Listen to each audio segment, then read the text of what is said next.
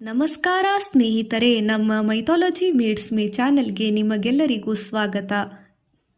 ಶ್ರೀ ರಾಮನವಮಿ ಹಿಂದೂಗಳ ಪ್ರಮುಖ ಹಬ್ಬವಾಗಿದ್ದು, ಚೈತ್ರ ಮಾಸದ ಶುಕ್ಲ ಪಕ್ಷದ ನವಮಿಯಂದು ವಿಷ್ಣುವಿನ 7ನೇ ಅವತಾರವಾದ ಶ್ರೀರಾಮನ ಜನ್ಮದಿನವನ್ನು ಆಚರಿಸಲಾಗುತ್ತದೆ. ಅಯೋಧ್ಯೆಯ ರಾಜ ದಶರಥ ಮತ್ತು ಕೌಸಲ್ಯೆಯ ಮಗನಾಗಿ ಜನಿಸಿದ ರಾಮನು ಮರ್ಯಾದಾ ಪುರುಷೋತ್ತಮ ಎಂದು ಕರೆಯಲ್ಪಡುತ್ತಾನೆ. ಈ ದಿನ ವಿಶೇಷ ಪೂಜೆ, ರಾಮಾಯಣದ ಪಾರಾಯಣ, ಪಾನಕ, ಕೋಸಂಬರಿ ವಿತರಣೆ ಮತ್ತು ಉಪವಾಸವನ್ನು ಆಚರಿಸಲಾಗುತ್ತದೆ. ರಾಮನವಮಿಯ ಮುಖ್ಯ ಅಂಶಗಳು: ಮಹತ್ವ, ಕೆಟ್ಟದರ ಮೇಲೆ ಒಳ್ಳೆಯದಕ್ಕೆ ವಿಜಯ ಮತ್ತು ಅಧರ್ಮದ ಮೇಲೆ ಧರ್ಮದ ಸ್ಥಾಪನೆಯ ಈ ಹಬ್ಬವನ್ನು ಸೂಚಿಸುತ್ತದೆ. ಆಚರಣೆ: ರಾಮನ ವಿಗ್ರಹಕ್ಕೆ ಪೂಜೆ, ಅಲಂಕಾರ, ರಾಮನಾಮ ಜಪ, ಭಜನೆಗಳು ಮತ್ತು 9 ದಿನಗಳ ಕಾಲ ರಾಮಾಯಣ ಪಾರಾಯಣ ನಡೆಯುತ್ತದೆ. ಪಾನಕ ಮತ್ತು ಕೋಸಂಬರಿ ರಾಮನಿಗೆ ಪ್ರಿಯವಾದದ್ದು. ರಾಮನವಮಿಯಂದು ಪಾನಕ ಮತ್ತು ಕೋಸಂಬರಿಯನ್ನು ನೈವೇದ್ಯವಾಗಿ ಅರ್ಪಿಸಿ ಸಾರ್ವಜನಿಕರಿಗೆ ವಿತರಿಸುವುದು ವಿಶೇಷತೆಯಾಗಿದೆ. ಆಧ್ಯಾತ್ಮಿಕ ಅರ್ಥ: ರಾ ಎಂದರೆ ಬೆಳಕು, ಮ ಎಂದರೆ ಒಳಗೆ, ರಾಮ ಎಂದರೆ ನಮ್ಮೊಳಗಿನ ದೈವಿಕ ಶಕ್ತಿಯ ಬೆಳಕು. ಸ್ಥಳ: ಮುಖ್ಯವಾಗಿ ಅಯೋಧ್ಯೆ ಮತ್ತು ದೇಶದಾದ್ಯಂತ ಇರುವ ರಾಮ ಮಂದಿರಗಳಲ್ಲಿ ಅದ್ದೂರಿಯಾಗಿ ಆಚರಿಸಲಾಗುತ್ತದೆ. 2026ರ ರಾಮನವಮಿ ಮಾರ್ಚ್ 26ರಂದು ಆಚರಿಸಲಾಗುತ್ತದೆ. ಈ ದಿನದಂದು ಭಕ್ತರು ಉಪವಾಸವಿದ್ದು ರಾಮನ ಆದರ್ಶ ಗುಣಗಳನ್ನು ಜೀವನದಲ್ಲಿ ಅಳವಡಿಸಿಕೊಳ್ಳಲು ಪಣ ತೊಡುತ್ತಾರೆ. 2026ರ ಶ್ರೀರಾಮನವಮಿಯನ್ನು ಮಾರ್ಚ್ 27 ಶುಕ್ರವಾರರಂದು ಸಹ ಆಚರಿಸಲಾಗುತ್ತದೆ. ಈ ಹಬ್ಬವು ಚೈತ್ರ ಮಾಸದ ಶುಕ್ಲ ಪಕ್ಷದ 9ನೇ ದಿನದಂದು ಭಗವಂತ ಶ್ರೀರಾಮನ ಜನ್ಮದಿನವನ್ನು ನೆನಪಿಸುತ್ತದೆ. 2026ರ ಪ್ರಮುಖ ಮುಹೂರ್ತ ಮತ್ತು ಸಮಯ: ಮಾರ್ಚ್ 27, 2026 ಶುಕ್ರವಾರ.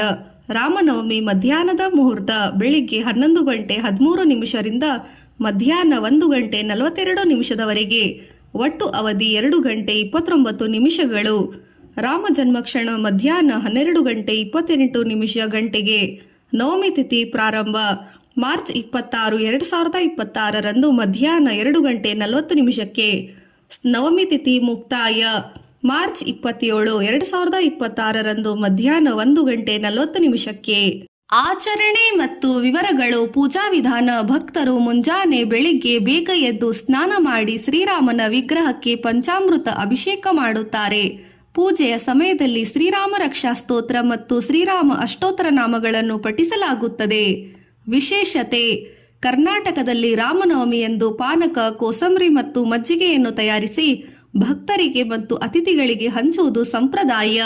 ಮಹತ್ವ: ಈ ದಿನವು ದುಷ್ಟಶಕ್ತಿಯ ವಿರುದ್ಧ ಸತ್ಯದ ವಿಜಯವನ್ನು ಸಂಕೇತಿಸುತ್ತದೆ. ಅನೇಕ ದೇವಾಲಯಗಳಲ್ಲಿ ರಾಮಾಯಣ ಪಾರಾಯಣ ಮತ್ತು ಶ್ರೀ ಸೀತಾರಾಮರ ಕಲ್ಯಾಣೋತ್ಸವವನ್ನು ಆಯೋಜಿಸಲಾಗುತ್ತದೆ. ವಿಶೇಷ ಸೂಚನೆ: ಕೆಲವು ಪಂಚಾಂಗಗಳ ಪ್ರಕಾರ ನವಮಿ ತಿಥಿಯು ಮಾರ್ಚ್ 26ರಂದು ಪ್ರಾರಂಭವಾಗುವುದರಿಂದ ಆಚರಣೆ ಸಮಯ ಬಗ್ಗೆ ಗೊಂದಲವಿರಬಹುದು. ಆದರೆ ಉದಯ ತಿಥಿಯ ಪ್ರಕಾರ ಹೆಚ್ಚಿನ ಕಡೆಗೆ ಮಾರ್ಚ್ 27ರಂದು ಆಚರಿಸಲಾಗುತ್ತದೆ.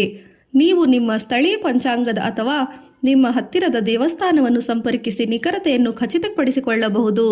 ಪೂಜಾ ವಿಧಿ ವಿಧಾನ: ಸಂಕಲ್ಪ: ಮುಂಜಾನೆ ಬೆಳಿಗ್ಗೆ ಬೇಗ ಎದ್ದು ಸ್ನಾನ ಮುಗಿಸಿ ಕೈಯಲ್ಲಿ ನೀರು ಮತ್ತು ಅಕ್ಷತೆಯನ್ನು ಹಿಡಿದು ಶ್ರೀರಾಮ ಪ್ರೀತ್ಯರ್ಥಂ ರಾಮನವಮಿ ವ್ರತಂ ಕರಿಷ್ಯೆ ಎಂದು ಸಂಕಲ್ಪ ಮಾಡಬೇಕು. ಸ್ಥಾಪನೆ: ಮರದ ಮಣೆಯ ಮೇಲೆ ಕೆಂಪು ಬಟ್ಟೆ ಹಾಸಿ ಶ್ರೀರಾಮ, ಸೀತೆ, ಲಕ್ಷ್ಮಣ ಮತ್ತು ಹನುಮಂತನ ವಿಗ್ರಹ ಅಥವಾ ಫೋಟೋ ಭಾವಚಿತ್ರ ಇರಿಸಿ ಅಭಿಷೇಕ ಪಂಚಾಮೃತ ಮಾಡಬೇಕು. ಹಾಲು, ಮೊಸರು, ತುಪ್ಪ, ಜೇನುತುಪ್ಪ, ಸಕ್ಕರೆ ಬಳಸಿ ಅಭಿಷೇಕ ಮಾಡಿ ಪಂಚಾಮೃತವನ್ನು ತಾವು ಗ್ರಹಿಸಬೇಕು. ಶುದ್ಧ ನೀರಿನಿಂದ ತೊಳೆದು ಅಲಂಕರಿಸಿ ನೈವೇದ್ಯವಾಗಿ ರಾಮನಿಗೆ ಪ್ರಿಯವಾದ ಪಾನಕ, ಬೆಲ್ಲದ ಪಾನಕ, ಹೆಸರುಬೇಳೆ, ಕೋಸಂಬರಿ ಮತ್ತು ಮಜ್ಜಿಗೆಯನ್ನು ನೈವೇದ್ಯ ಮಾಡಬಹುದು. ಇದು ಅತ್ಯಂತ ಮುಖ್ಯವಾಗಿದೆ. ಶ್ರೀರಾಮ್ ಜೈ ರಾಮ್, ಜೈ ಜೈ